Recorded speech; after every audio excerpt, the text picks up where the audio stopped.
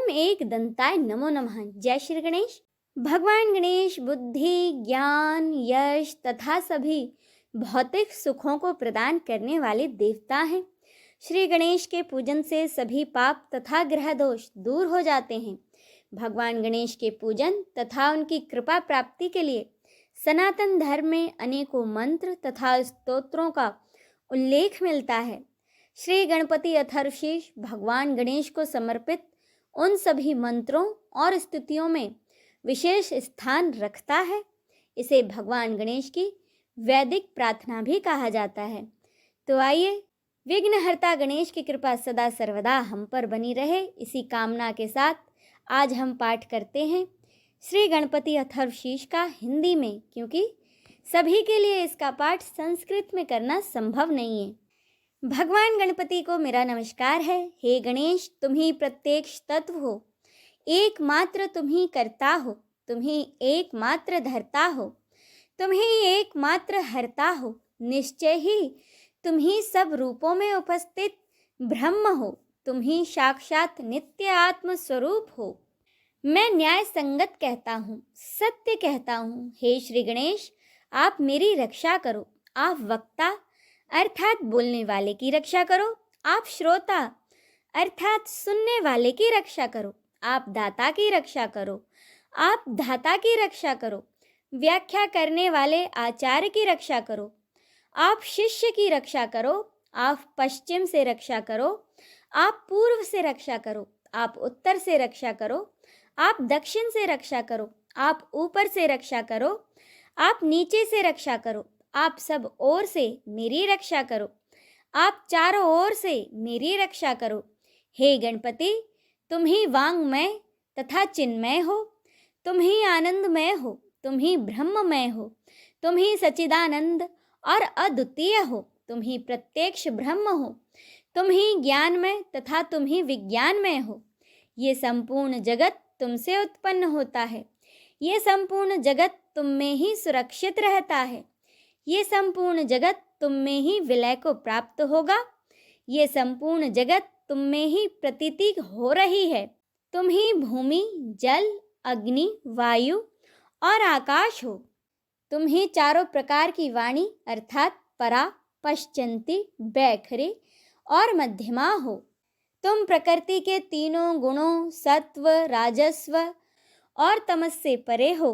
तुम जागृत, स्वप्न और सुसुप्ति इन तीनों अवस्थाओं से परे हो। तुम स्थूल, सूक्ष्म और वर्तमान तीनों देहों से परे हो। तुम भूत, भविष्य और वर्तमान तीनों कालों से परे हो। तुम मूलाधार चक्र में नित्य स्थित रहते हो। इच्छा, क्रिया और ज्ञान तीन प्रकार की शक्तियाँ तुम ही हो। प्रत्येक योगी जन तुम्हारा ही नित्य ध्यान करते हैं। तुम ही ब्रह्मा हो, तुम ही विष्णु हो, तुम ही रुद्र हो, तुम ही इंद्र हो, तुम ही अग्नि हो, तुम ही वायु हो, तुम ही सूर्य हो, तुम ही चंद्रमा हो, तुम ही ब्रह्म हो। भूः, भूर्वः, स्वः ये तीनों लोक अर्थात ओमकार वाच्य पर ब्रह्म भी तुम ही हो। गण के प्रथम शब्दांश ग का उच्चारण करने के बाद वर्णों के आदि अर्थात अ उच्चारण करें। उसके बाद अनुस्वार अर्थात म का उच्चारण करें। इसके बाद इसे अर्धचंद्र से सुशोभित करें। इस प्रकार गम ओमकार से अवरुद्ध होने पर भी तुम्हारे बीज मंत्र का स्वरूप ओम गण बनता है। गकार प्रथम रूप है, अकार मध्य रूप है और अनुस्वार अणीम रूप है। बिंदु उत्तर अर्थात ऊपरी रूप है। नाद संसाधन होता है। ये सभी आपस में मिलकर ओम गण ये रूप बनाते हैं। इसे गणेश विद्या कहते हैं। गणक इसके ऋषि हैं। निच्रद गायत्री छंद है। गणपति देवता हैं। वह महामंत्र ओम गण गणपते नमः है। हम एक दंत को जानते हैं, वक्रतुंड का ध्यान करते हैं। वह दंती अर्थात गजानन हमें जागृति प्रदान करें। ये मंत्र गणेश गायत्री कहलाता है। भगवान एक दंत अर्थात श्री गणेश 4 भुजाओं वाले हैं और वे अपने चारों हाथों में पाश, अंकुश, अभय और वरदान की मुद्रा धारण किए हुए हैं। उनकी ध्वजा पर मूषक का चिन्ह है। वे रक्त वर्ण तथा लंबोदर हैं। उनके कर्ण सूप के समान बड़े बड़े हैं। वे रक्त के समान वस्त्र धारण करने वाले, शरीर पर रक्त चंदन का लेप किए हुए, रक्त पुष्पों से पूजे जाने वाले हैं। वे भक्तों पर अनुकंपा करने वाले हैं, जगत का कारण तथा अच्युत हैं। सृष्टि के आदि में आविर्भूत प्रकृति और पुरुष से परे हैं। श्री गणेश जी का जो नित्य ध्यान करता है वह सभी योगियों में श्रेष्ठ है। व्रातपति को मेरा नमस्कार है, गणपति को नमस्कार है। प्रथम पति अर्थात शिव जी के गणों के अधिनायक को नमस्कार। लंबोदर एक दंत शिव जी के पुत्र तथा श्री वरद मूर्ति को नमस्कार है। यह अथर्वशीष है। जो भी इसका पाठ करता है वह ब्रह्म को प्राप्त करने का अधिकारी हो जाता है। उसके सब प्रकार की विघ्न बाधाएं समाप्त हो जाते हैं। वह सब जगह सुख को प्राप्त करता है तथा वो पांचों प्रकार के महान पातकों तथा उपपातकों से मुक्त हो जाता है। जो भी इसका सायंकाल में पाठ करता है उसके पूरे दिन के पापों का नाश हो जाता है। जो प्रातः काल इसका पाठ करता है उसके सभी रात के पापों का नाश हो जाता है। जो प्रातः सायं दोनों समय इसका पाठ करता है वह निष्पाप हो जाता है।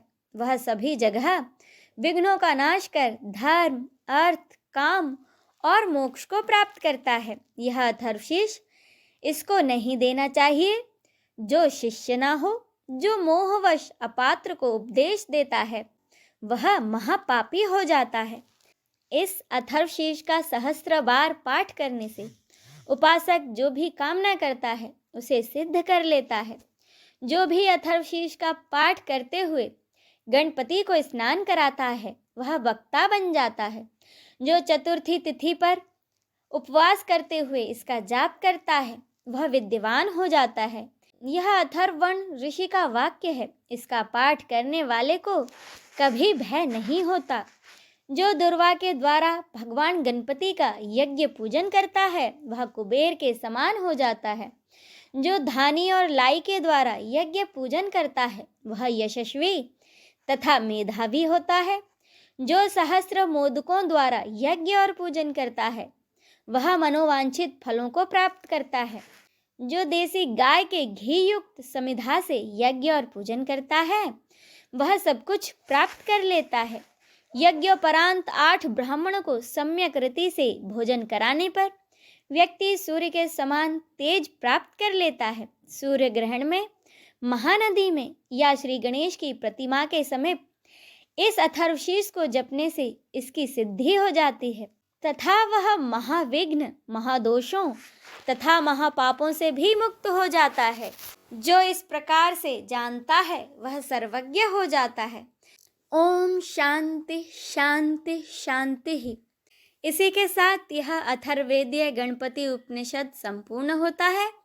बोलिए विघ्नहर्ता श्री गणेश की जय, माता पार्वती की जय। हर हर महादेव।